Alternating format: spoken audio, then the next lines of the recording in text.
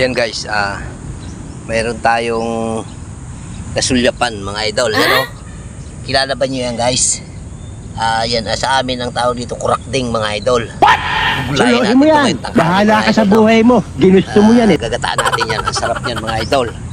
Tapos kukuha tayo ng talbos ng mangga. Hahaluan natin. No? Pakita ko sa inyo mamaya guys. Galing yan. Yung kung naalala nyo yung inakyat ko nung sinungkit namin yung nakaraan. Meron pa ako doon. Ayan, gagataan natin to guys. Hahaluan natin yan ng talbos ng mangga mga idol. Napakasarap nito mga idol. Kunin natin lahat at hugasan na lang natin. What? Suluhin mo yan. Bahala ka sa buhay mo. Ginusto mo yan. Hugasan na lang natin to. Tanggalin natin yung lupa at saka yung panang kahoy. Ang sarap nito guys talaga pag ginataan. Yan. Nakuha na tayo. Diba? Ako sa inyo mamaya. Ayan siya guys di ba? Ang dami Kaya may pakinabang yung mga naputol ng bagyong kahoy mga idol. Yan dami. Kunin natin yan guys. Doon, lalaki Bahala ka sa buhay mo. Diba? Ang dami ang kapal. Puno na yung ating lalagyan. Gusto mo lang manahimik Kailangan na? natin maghanap ng lalagyan. Yan mga idol kuha din tayo ng alagaw. Bahala ka sa buhay mo. Tapos mga idol yan. Alagaw. Tapos haluan natin ng mangga mga idol. Kunti lang. Kaya haluan pa natin ng mangga. Yan mga idol kuha tayo ng talbos ng mangga. Yan minggo ito mga idol. Bola lang yan.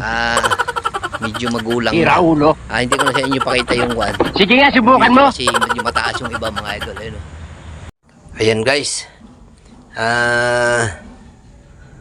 Linisin na natin. Ito na yung ating mangga at saka yung halagaw guys. No? Kinuna natin siya. Ginayat na. Malalaki ang gayat. Kasi gusto ko itong ganitong malaking gayat mga idol. No? Ito na. Linisin na natin siya guys. Yun guys. Malinis na. Siguro mamaya na ng ating hapon ito iluto. Medyo alanganin na guys ang oras. Magkakayod pa, maggagata. Mamaya na lang mga idol hapon lutuin natin guys no. Ayan guys, magkayod na tayo. Galing yan. Ayan, tapos na tayo magkod-kod mga idol. Ito yung ating ihahalo guys no. Wow! Ayan. Ipiprito natin yan mga idol. Okay guys, panoorin nyo. Prito na. Ayan, tapos na tayo magprito mga idol.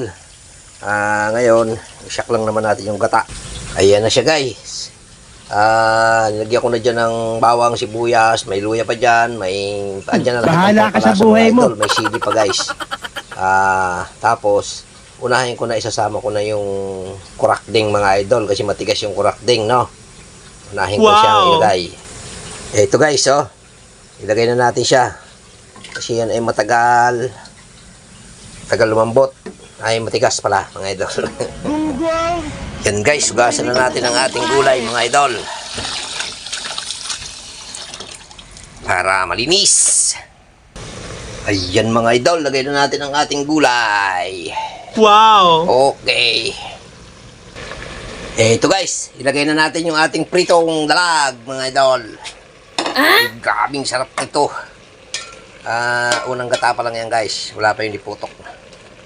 Kaya natin nalagyan ng liputok mamaya pag medyo malambot na ang gulay. Bahala ka sa buhay mo. Okay. Kaya natin tikman pag nga yung kumulo na ng husto. Ayan guys, mukhang umaamoy na mga idol. Tingnan natin. Wow! I'm sorry. Sorry guys. Ayan, pwede na natin ilagay ang ating liputok mga idol, no? Okay. Antayin na lang natin yan guys na maluto. Wow! Sarap nito mga idol. Talagang grabe. Healthy ang ating gulay mga idol. Aliw. Ayan guys, tikman na natin mga idol. Kung anong lasa na ito.